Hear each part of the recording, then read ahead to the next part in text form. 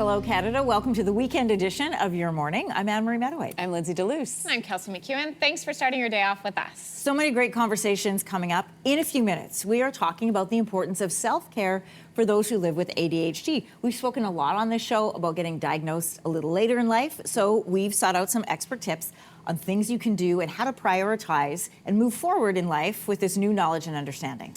We also have the Trews coming up shortly. They've been together, can you believe it, for almost 30 years and have just come out with their 8th studio album. But first up here on the show, a fascinating look at how a town in Quebec is decreasing congestion and increasing safety using AI-powered traffic lights. Here's that conversation. AI might just be the cure for gridlock.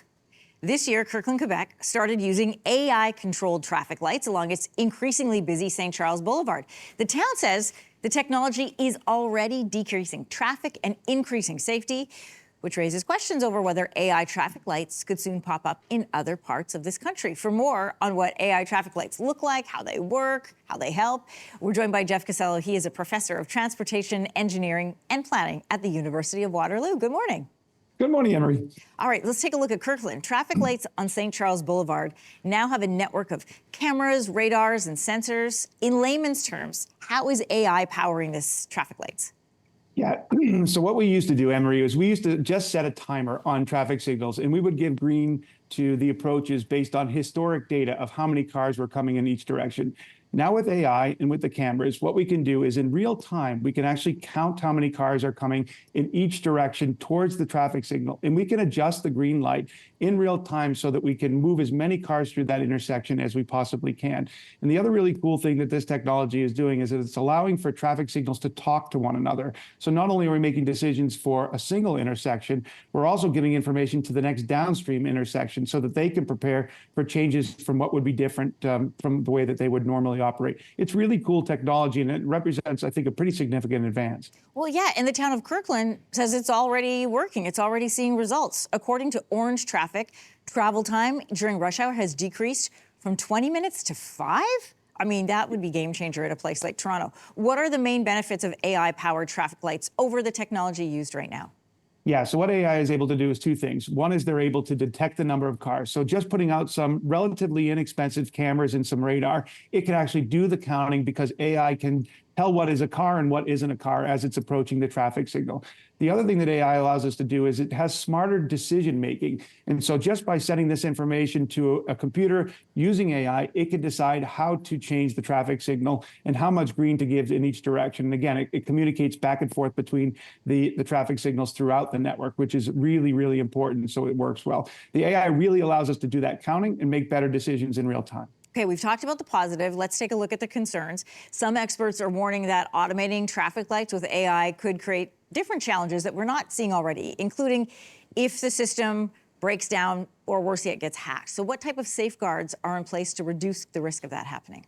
Yeah, so I think our traffic signal network has always been there's always the chance for failure in our traffic signal. How many times have you come up to an intersection that should be using reds and greens, but it's just flashing red, right? And that's because the system has failed. And I think that any traffic signal system has what we call fail-safe technology. So it has a default mode. If the AI stops working, it just defaults back to something that doesn't need that technology, and it will work adequately for a short period of time until that system can recover. In terms of hacking, that's really interesting to see where those algorithms, where the decision-making is taking place and how secure that is. That's a problem with any kind of distributed control system where we really have to protect the ability of that system to prevent hackers. And I'm sure the technology developers are well ahead of what's happening in terms of cybersecurity. And in fairness, that is also a concern with the system that's being used right now. That's not exclusive, the hacking concern to AI. Listen, in August, Quebec City started using a different system. This one was Google's Green Light, and they were synchronizing their traffic lights with AI. So when we broaden this past the province of Quebec, I'm thinking about Toronto, which has documented one of the worst travel times in the country. Could this technology work in major cities? I think it is scalable to major cities. I mean, if Quebec City is doing it and then we get to Toronto, I think the challenge that Toronto has is that Toronto isn't a matter of retiming traffic signals to make them work perfectly. I just think that there's so much volume in Toronto that it's going to really be difficult to tweak the system to get more cars through the system. So I think we'll see benefits from this kind of system in a place like Toronto, but I don't think you'll see the same kind of really large increases in performance, the really high improvements that you saw in Quebec and other places, just because the volume is so high. There's just not a lot we can do with the traffic signals to make them work better. Interesting conversation. Thanks for joining us. Thanks for having me, Anne-Marie. Coming up, from setting boundaries to creating a simple sensory kit, we are sharing healthy strategies for living with ADHD. 1.8 million Canadians live with ADHD. And while it is often recognized in childhood, as we know, many people are getting diagnosed later in life. And that can bring a sense of relief, but it can also come with a feeling of, what's next? Now, what do I do? This morning, mental health expert Kalissa Ngazi joins us to talk about self-care strategies. Good morning to you. Good morning. So good to have you on. So you were diagnosed with ADHD as an adult. What was it like hearing that diagnosis for you? It was like, okay, that tracks. Right. That makes sense. Right. You know, I was able to see ADHD characteristics in other people around me, but I wasn't able to see in myself until they said, no, for sure, you have ADHD. Was it a sense of relief in a way? It was, Yeah. because it kind of made me understand that what I thought was my normal made more sense, right? So the things that I was doing, the things that I was struggling with, okay, well, I have an ADHD brain, so it works differently than a neurotypical brain. So once you had that information and that knowledge, what did you do with it? What lifestyle changes did you make? Well, right away I thought, do I need medication? Do I need chemical intervention? And I tried it, and I think that there is, you know, a proponent for that for a lot of people. For me, not so much. It was really setting boundaries. It was looking at how can I manifest a normal, quote unquote, life for myself with an ADHD lens. So a lot of strategies I needed to change in my day-to-day life. I want to walk through some of these strategies, something called body doubling. I haven't heard of this. What is this? So body doubling is, in essence, having someone there with you. So whether it's virtually or whether it's in person, they don't necessarily need to talk, but having them there in presence to kind of help you get through, you know, writing a book, you know, going through routines, you know, things of that nature. It's having that presence that helps limit the anxiety that you might feel. You mean like physically having somebody with you? Yes. In every facet of your life? Like, Well, not every facet how of does your that work? life. So maybe I'm going through something right now, Yeah. you know, some sort of trauma or something that's going on in my life. So I might call a friend and say, listen, I don't need a therapy session, but do you mind just kind of hanging out with me at home? Oh, We I don't see. necessarily need to talk, but having you there and having you present helps with my nervous system. oh, so interesting. What about sensory kits? How do you feel about those? Right. So I don't know if you remember, about 3 or 4 years ago, like pop sockets were the rage, and fidget toys That's and right. all those things. So having a sensory kit is really helpful when you're starting to feel overstimulated. So things like textured fabrics or chewing peppermint gum, maybe throwing in your earbuds, whatever it is, so that stimulation, it helps you with your emotional dysregulation. Peppermint specifically? Peppermint, because it kind of triggers something in your brain because it's spicy, right? Yeah. My kids call it spicy gum. Yeah. So but Everything is spicy with them. everything is spicy. And you know what's funny is I actually identify as being neurospicy, so it works. Oh, that's so funny. Obviously, sticking to a routine can be quite challenging. So how can anchors help with that?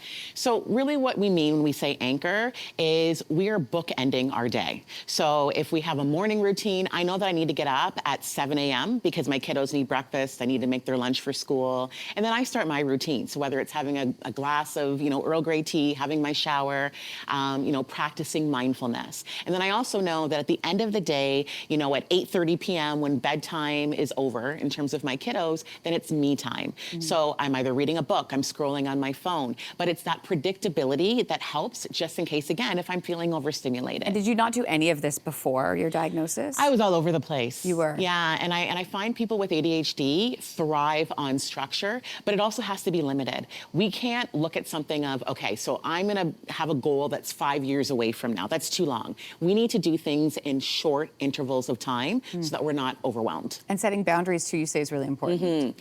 Let me be clear, no is a complete sentence, and that's something as a society that we really need to embrace, right? Because if we don't have boundaries, then we're gonna be overwhelmed, we're gonna be overstimulated.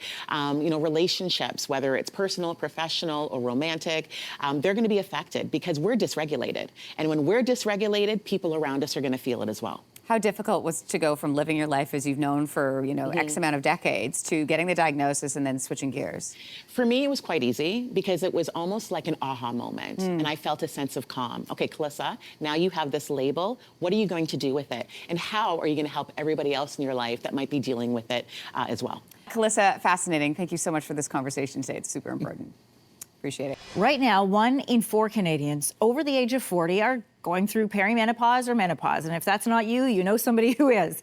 We know the symptoms and the changes that come with this life transition can be challenging, difficult, confusing. Dr. Sheila Wijayasinghe, who is a family doctor with menopause expertise, and neurologist Dr. Candice Todd from Women's College Hospital are on set with us this morning to chat more about this. Good morning and welcome to both of you. Good morning.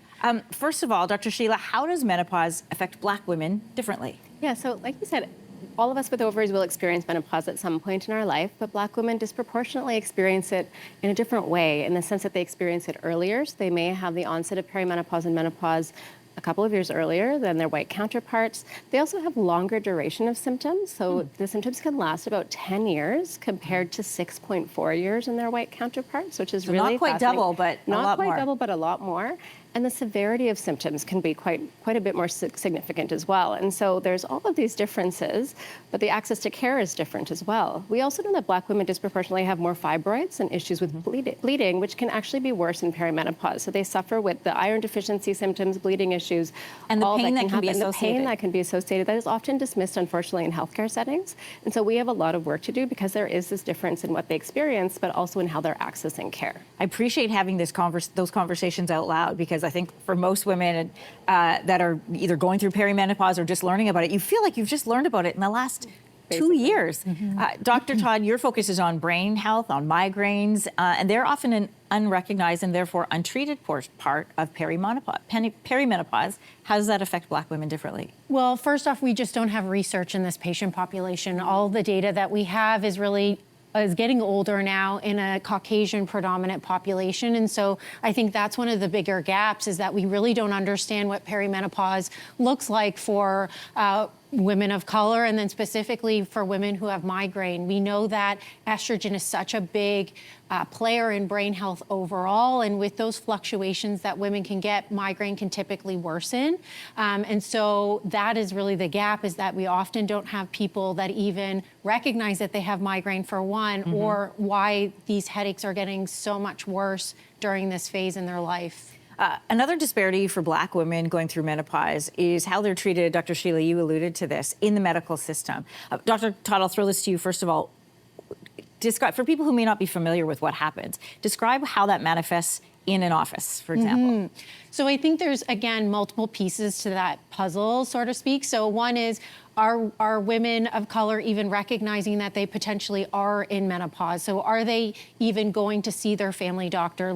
Everybody's lives are incredibly busy. Are they able to carve out that time to go and see someone to talk about it in the first place? And then historically, the menopause clinics have been built for women that are not of color. And so these may not be spaces where women of color feel like they belong or that they're understood. And there's a lot of stigma around pain in the Black patient community. That's often something that we don't have conversations about with our loved ones. And so that's a really big gap that we need to close. Really quickly, can you dig into that a little bit further? I think there's a large portion of the audience that don't understand what it means when you say pain is ignored. In layman's terms, it's the idea that that is something that should just be endured as opposed to treated. I think so. I think, when we talk to some of our Black patients, they, will often avoid going to the emergency doctor because they don't want to feel like they're drug seeking or that they are going to be ignored, because that can be a situation that they're in when they do go for help, or that could have been a prior experience that they've had.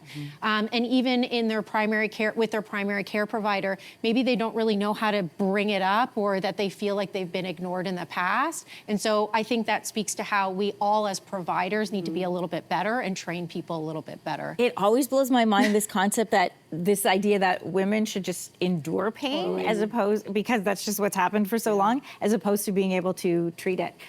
Dr. Sheila, women in general are often told tolerate symptoms of pain. What treatment options are there available? Because I think they even learn this in their own households from their mothers and their grandmothers. It's just part of being a woman. So this is the thing that I want to really emphasize, is that you do not have to suffer during this time. We have excellent treatment options. It's really exciting as a provider to now know that I have a menu of options that I can offer to my patients. We have lifestyle options that work.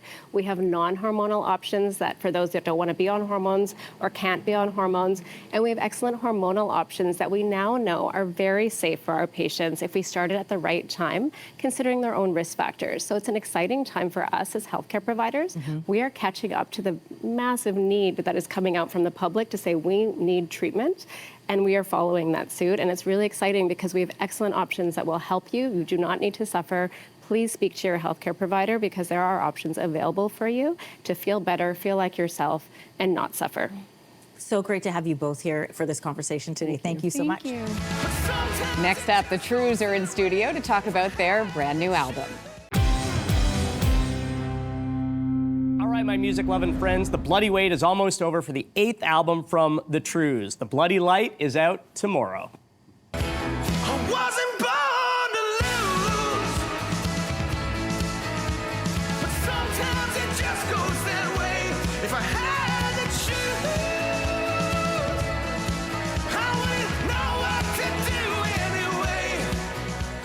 Ah, so good. An iconic Canadian band from Antigonish, Nova Scotia, the Trews began releasing albums way back in 2003 and have since netted Juno nominations, 100 million global streams. They've performed for a prime minister at Juno Beach in France. They've opened for the Stones, Springsteen, the list goes on. Here with us live in studio, members of the Trews themselves, Colin McDonald, John Angus McDonald, and Jack Siporek. Welcome back to your morning. Hey, thank you. Good to be here. It's really great to have you here. And I want to talk about the new album, but really quickly first, we were just talking in the commercial break. You just got back from Riga, Latvia, just recently, and you were performing for the NATO troops there. How was that? Yeah, it was wonderful. Yeah, we just got back 2 days ago.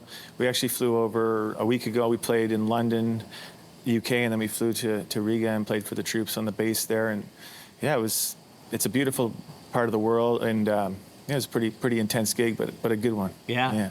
And I know you're passionate about supporting the troops. You talked about that last time you were on the show here. Tomorrow, a big day for you. The new album is dropping. Yep. Tell us a little bit about it and how this one's moving you forward artistically. I mean, it's number 8. It's record number 8. Yeah. And contrary to like what you might think, it doesn't get easier to make records. You know, life gets busy and it's harder to carve out the time. But we really had to roll up our sleeves and dig in with a little help from our friends, Brett and Jay from the Suns. Yeah, from the Glorious Sons. Yeah. So we go way back with those guys. I produced their first record. They came on board to help us sort of hone the material, and we came up with a really good batch of songs that we're all pretty proud to stand behind. Look at those young bucks. I love that. What was that like working with Brett and Jay? Obviously, you have history with them. Glorious Sons, another great Canadian band out of Ontario. Yeah. How did they kind of push you forward with this record? Well, we go way back with them. I mean, John Angus actually discovered the Glorious Sons. They won a competition to open for us at a Battle of the Bands or something like that. And he actually produced their first EP and record, so kind of came full circle. They paid us back. Yeah, I also think that they had a unique perspective. Like they've known our music for a really long time, and they just kind of held our material to a really high standard. Not that we don't do that ourselves, but sometimes you get in the weeds with your own ideas, and having that other person come in and be like, is this good enough? Yeah. Could this be better? That can be a huge help. Oh, that's great. It's cool you have that history with them, too. Like I said, you just got back for performing in Latvia. Yeah. I know you're really passionate about supporting the troops. You're also passionate about Canada, about our country. This summer, you were doing some dates across the country. I know you said you've got more early in the new year. What was the vibe like for you touring across the country this summer?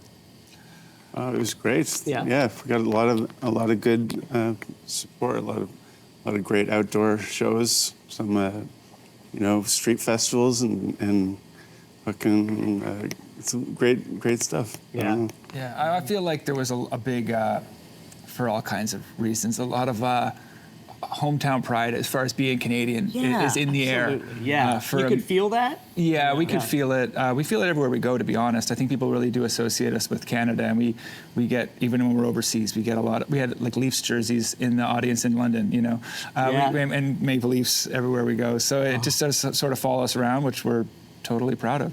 That's amazing. Tomorrow, the new album drops, also first game of the World Series, so it's a big day for a lot of reasons. I know. We were talking earlier in the show about like superstitions and rituals, specifically around sports, but do you as a band, do you have any rituals kind of on album release day? Are you doing anything big today and tomorrow to mark the release? We would always go out, and we always go out to a record store and buy a copy ourselves. Do you? Just to, I like that. So it's good luck. We have to figure out where that will be this year. We're in the city all weekend.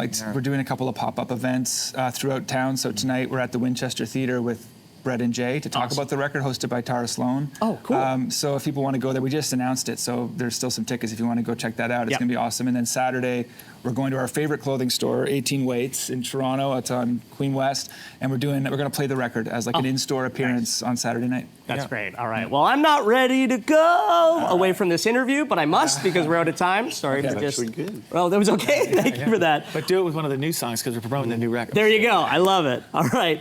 Jack, Colin, John Angus, thank you so much for being here.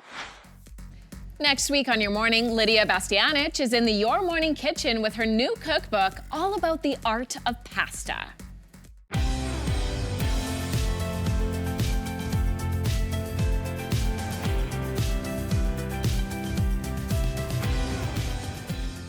Good morning, Canada. Welcome to the weekend edition of Your Morning. I'm Anne-Marie Mediwake. I'm Lindsey Deluce. I'm Kelsey McEwen. Thanks for spending the second half of our show with us. And ahead this half hour, we've got lots of delicious recipes. We will be in the kitchen with a twist on your favorite comfort food. We'll also be joined by Chef Sang Kim, who's making kimbap. Yum. Yeah. But before we get to all the cooking, which is delicious, I had such a wonderful conversation with Malala Yousafzai about her new memoir. Here it is.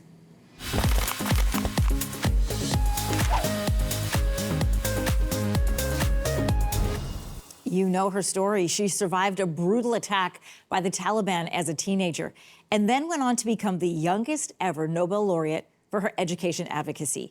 Much of Malala's public-facing story has been written for her, but now she's sharing the story that you don't know, letting readers into a fuller, more authentic version of herself in her new memoir. I spoke with Malala from New York about public misconceptions, the power of therapy, and how she's a Swiftie at heart. You just go into this book describing what it's like to be both this heroic global figure and this, as you describe it, this imperfect young woman. You know, you have this great story in there about how you used to secretly watch John Cena and then wrestle with your brothers, which is the side of you I don't think a lot of people would know. How do you balance that, being a global figure and just being somebody who wants to be multifaceted, goofy, imperfect? I think this is exactly what I'm sharing in this book. It took me such a long time to actually embrace myself for who I am. Of course, I missed my childhood because of what was happening in the north of Pakistan, in my hometown, when the Taliban took over. I became an activist at age 11. I was attacked at age 15, and I had to move to a different country and take on this global activism for girls' education. And I realized that the headlines I was seeing or the reception I was receiving made me into this saint-like figure who was supposed to live a life that were to meet everybody's expectations. So at college, I thought I will be a new student just like everybody else, and maybe this is an opportunity where I can see a bit of my younger self and I can maybe relive my childhood. There are some, experiences that I am sharing with my readers, places where I got into trouble as well, or, nearly saved myself, climbing rooftops, to getting ghosted by my first crush, to nearly failing my exams. So this was all a part of me, and I wanted to be honest in what my college life was really like. People globally would associate you with education, but you write in your book that you're actually a decent athlete. That's your words, not mine. Golf is your sport. You love pad thai. You love binge watching Love is Blind. That was a shocker. And you're very funny. You have a really wonderful sense of humor. What do you think people will be surprised to learn about you? I have become more active in sports. And if anybody had asked me what my favorite thing to do was 3 years ago, I would have just said sitting. I love to take rest and sit down, but now I have allowed myself to experience new things. I'm playing new sports. I'm watching women's sports. That's something that I'm really passionate about. And I know that Canada is also very passionate about women's sports as well, from like ice hockey to basketball. And I think through sports, we can promote gender equity and create more opportunities for girls to have a career in this field and to have this equal right to play. As a national morning show host, I appreciated you sharing your thought process and what you go into thinking about these interviews. And in some cases, you realized very early on that some journalists wanted to, bait you into making comments, something that would be newsworthy or clip-worthy. You write, I knew how to avoid having my name plastered across headlines, and I didn't take the bait. You had that insight very early on, and I'm curious, what's your relationship with the media like today?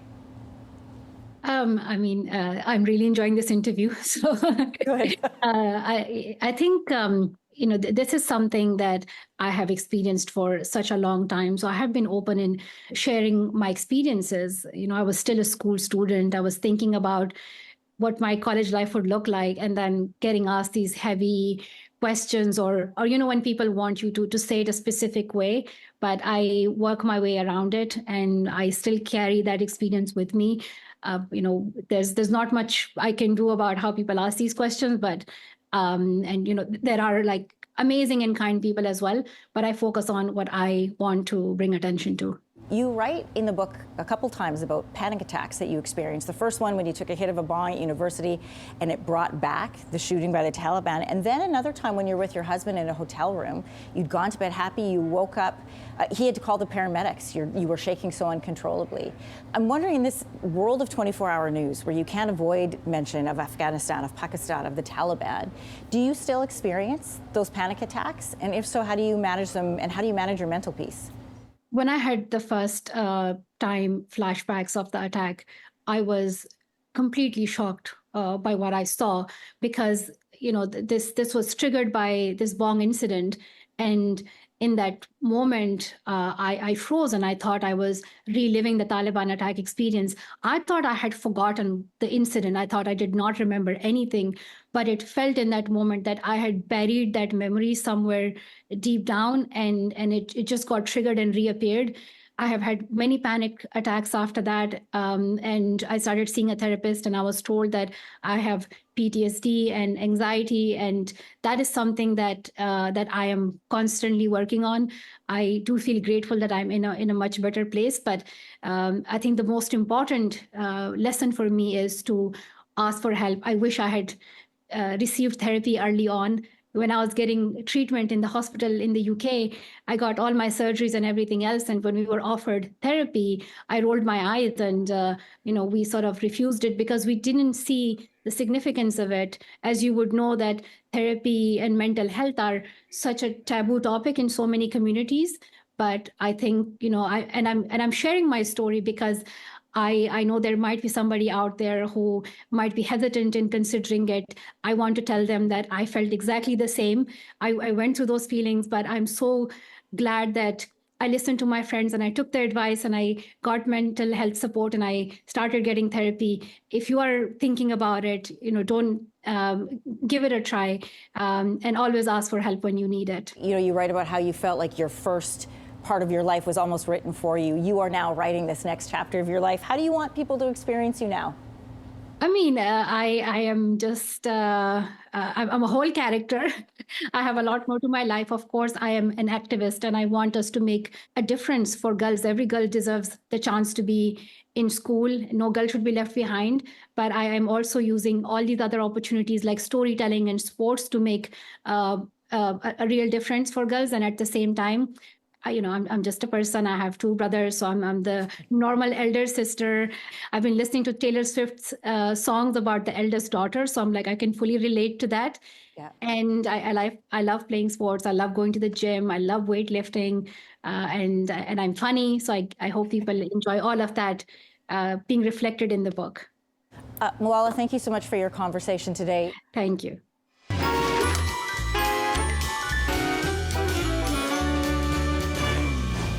Warm, cozy comfort food has become the go-to as the temperature drops, but with all the cravings that come with the cooler weather, we still want to feel good about what we're eating. So here with a twist on Cozy Recipes is food and nutrition expert Shauna Thomas. Good morning to you. Good morning. I want to let everyone know that before we get into the recipes, they can all be found at the QR code that's on your screen, so you just scan that and you can find all this deliciousness. Yes. I want to jump right into this because I love comfort food. One pan orzo, we love a one pan dish. Yes, and this is truly a one pan dish. You know when people say, oh, it's just one pan, and then they're baking something and then throwing it in. And then you're washing five? No. Yeah, so this literally, everything goes into one dish. So we have orzo. And orzo zucchini. is a pasta. It is a pasta, yeah. It's rice shaped, a little bigger than rice, but it is indeed a pasta. And it's a textural delight. And when you make a dish like this, even more so. It is. And you know what's really cool about it too is it absorbs flavors really easily because it's so small. So we have butternut squash in here, which is a great fall favorite. I'm also adding in chickpeas. So we're keeping this dish vegetarian. You can use a vegetarian broth.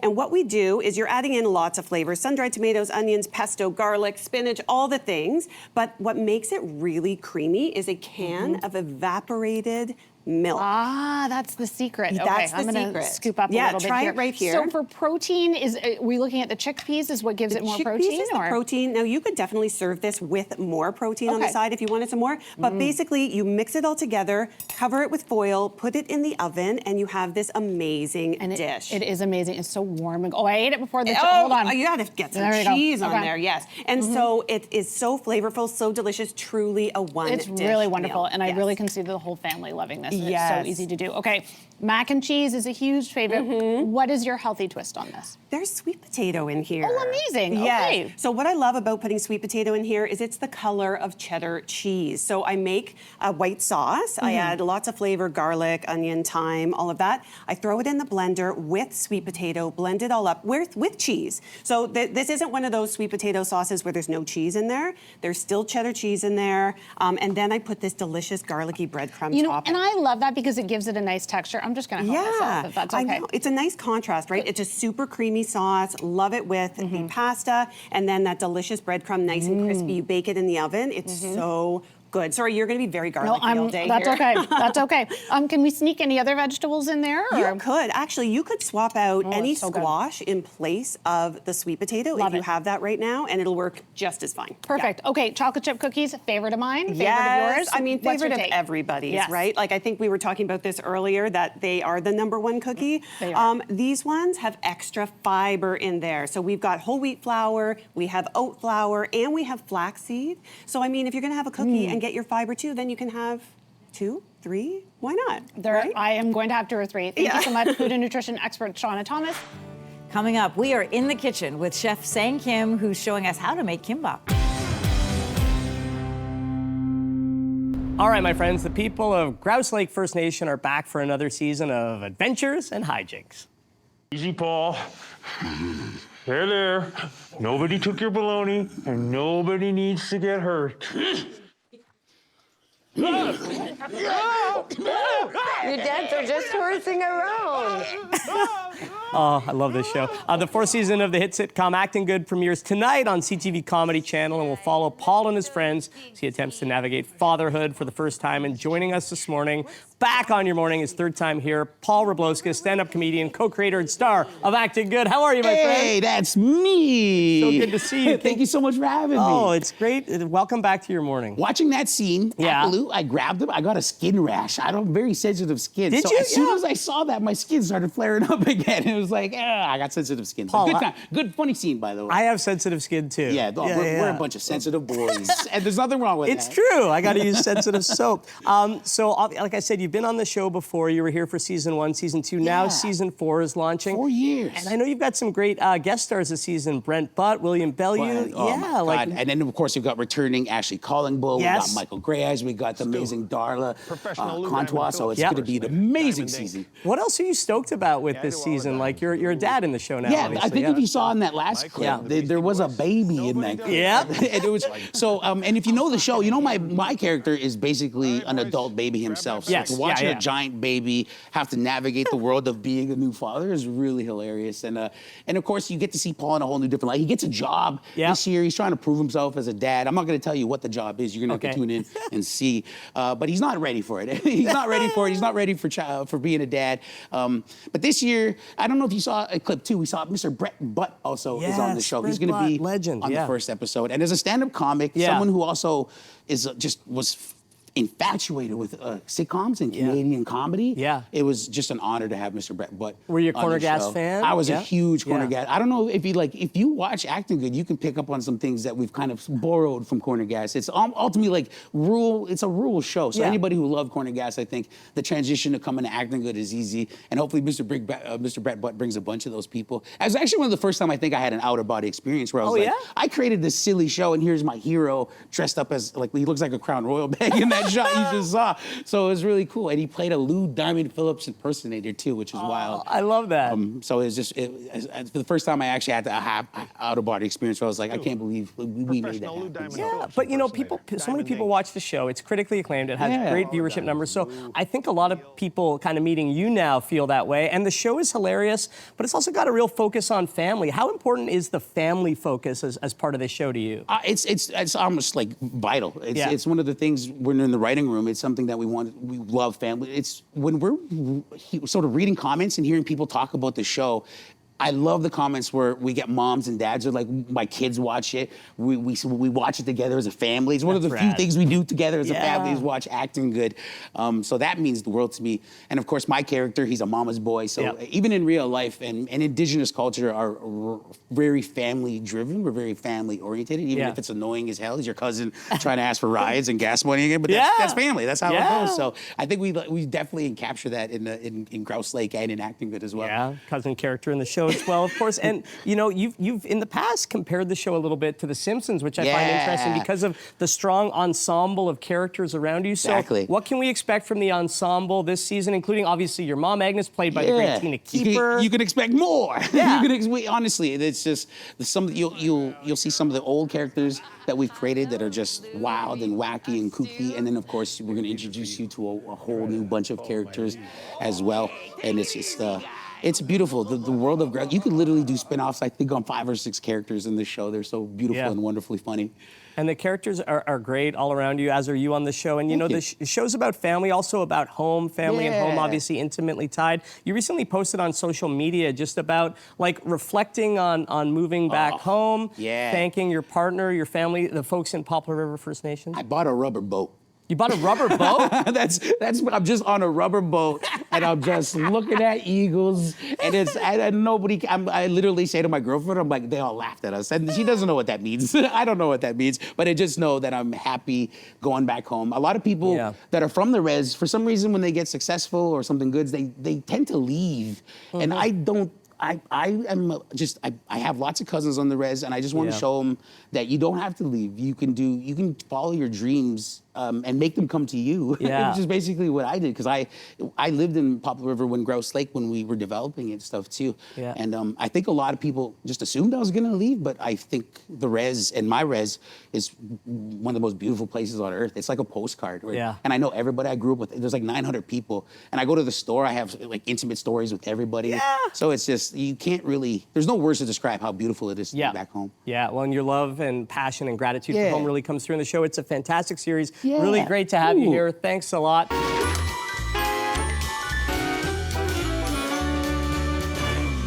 Fans of Korean food will certainly be familiar with this dish. Kimbap is a traditional Korean hand roll wrapped in seaweed and filled with rice, delicious meat, and vegetables. Chef Sang Kim is here this morning to give us a step-by-step lesson on how to make your own kimbap at home. Good morning to you. Good morning. So nice to have you in. By the way, I want to let our viewers know, if you want to follow along, which you do, by the way, this recipe, there's a QR code on your screen right now. Okay, so visually, when we look at kimbap, it looks similar to sushi, obviously that is Japanese, but what are the main differences between the two? Well, you know what, sushi means vinegared rice. So it's a very survivalist way of thinking about, and preservative way of thinking about, you know, rice. But with kimbap, kimbap means, kim is nori, or the seaweed wrap, and pap means rice. So it's like seaweed rice, as opposed to vinegared rice. Okay, major difference. So where are we going to start here, Chef? Okay, so the key protein is the beef. Yeah. Okay, and so what we have here is some ribeye. So, and then here are the marinade ingredients. So why not, since we have 4 minutes, just dump everything in. Dump it. Right, and just, so you have soy sauce. Yep. Right, sesame oil. Sesame oil is really, really critical because in regular sushi rolls, you're using rice vinegar, right? This is garlic, and then some sugar, and that was mirin as well. And then, but with Koreans, they like to use sesame oil instead of rice vinegar. So good. Right? Yeah. So. Going in there. How long would you keep it in this, typically? I would. Not for the TV version, the other version. Okay, so it's not 4 minutes. I would probably be about an hour. An hour. Yeah. I got it. Okay. So then once this is done, and always use your bare hands. Yeah. And lick your hands afterwards. That's important. It is part of the fun of cooking, is it not? Yeah. So this is on. Okay. And then it's really on. It's been on for the last, and then all you're doing, of course, is you're just sautéing it, right? And you want to get it done, you want it well done, okay? Why? Because you said so. Because you don't want to die of food poisoning. Oh, got it. That whole thing. Because that's the way it's always been done for the last 1,000 years. Okay. Well done. Thank you. Yeah. Oh, not well done to me. The meat's well done. Yeah. I'm like, okay. It If smells, the by meat the is way. 1,000 years old, that's not good. Yeah, maybe not. It smells amazing, by the way. Is it always the same fillings, or can you kind of change it up? What's the deal? With Kimbap, it's pretty much the basic thing. So you know what? When we came here as immigrants, right, and we went to church picnics, this was the thing that reminded us of being back home. Right. Right. And so we need to make sure that the key ingredients are in there. So of course there's the beef, right? And then you probably want to know what some of the other stuff is. I can guess a couple of them. Okay, sure. I'm going to guess carrots. Okay. Okay. Cucumber, egg, beef, and then it's your turn. So this glow-in-the-dark thing, like if the lights went out, this thing would lead us out of the room, is pickled radish. Oh, so in good. In Korean, it's called takwan. Right? Oh, sorry. That's in Japanese. Okay. Tanmuchi is what it means in Korean. It's pickled radish. Delicious. That's fish cake. Okay. Okay. So Wait, you have you forgot rice. one. Oh, burdock. Which is? Which is like a walking stick. That you can eat.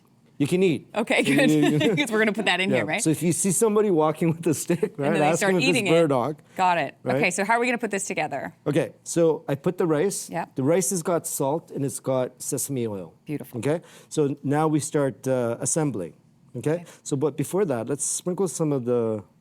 What is this? Pepper? No, this is seeds. This is seeds. This is sesame seeds. Yep. Don't Okay. listen to me. Listen to the chef. Got Okay. it. And then let's start assembling. Okay. Okay. So I'm going to put an egg, and then we're going to put it at the bottom. Okay. Let's put cucumber. Okay. Some beef. I'm glad to see you're not using a fork either. Well, don't we lick our fingers after this? Isn't that the thing? Okay. Okay. And then you How can much just beef kind you of putting? assemble any way you want, just like a strip, a line of beef. Yep. Right. And then the burdock. Yeah. And It's then- like anything goes piled on top. If you like carrots too. Oh, yeah. So my challenge here, like I see, this is all great, Mm-hmm. but then it's the rolling. Like, what's the trick here? Okay, so you see that I pulled it flush to the bottom edge of the bamboo mat, Yeah. right? So you want to roll the bamboo mat over like Okay. this fully once. Keep going, keep going. Okay. Okay, and then you want to do what I call the squid dance. Okay. You know how many tentacles a squid has, right? So many. Right. So it's got 6. Imagine your fingers are like 2 squid with 1 tentacle amputated each. Okay. Okay. So they're just dancing together like this. Okay, we have about 25 Good. seconds. You Okay. think we Yeah, can and do then you just keep rolling it over, like so. Yeah. Pull that back and keep rolling it. Okay. Okay. Actually. And then, yep, good. And then it's done. Make sure the seam side is down. Okay. Right. Oh. Yeah. Look at me. Let's Okay. put some sesame oil on top so that it glistens. Just use mine. Looks great. And then And then from the middle. from the middle. From the middle. So we don't. Okay, got it. Oh my gosh. I think. Okay, look at this. Look at. Oh wait, not more than one. 'Cause look at this. You're such a good that's- teacher. Obviously, that QR code's there, so you can do this at home. Guys, if I can do this, come on. You can do this too, right, Chef? Coming up Monday on Your Morning, a hard-hitting and powerful look at hockey's moment of reckoning in Canada. Rick Westhead joins us with his new book, We Breed Lions. That's it for us today on Your Morning Weekend. Don't forget, scan the QR codes. You'll get Your Morning, the newsletter, and you can listen to more great conversations on Your Morning, the podcast. Coming up on Monday, Rick Westhead is in studio with his new book on confronting hockey culture in Canada. I'm really looking forward to that conversation with Rick. On Tuesday, we continue with hockey. Jordan Tutu will be here to talk about his new documentary. It looks at his rise in the hockey world, his battle with addiction, the weight of generational trauma and loss, and his path toward healing and purpose. So a lot of big names coming up next week. On Thursday, Alan Doyle is going to join us in studio. And then on Friday, we sit down with Finger 11, who are releasing a new album after a decade-long hiatus. Thanks so much for starting out your day with us, Canada. Please enjoy the rest of your weekend.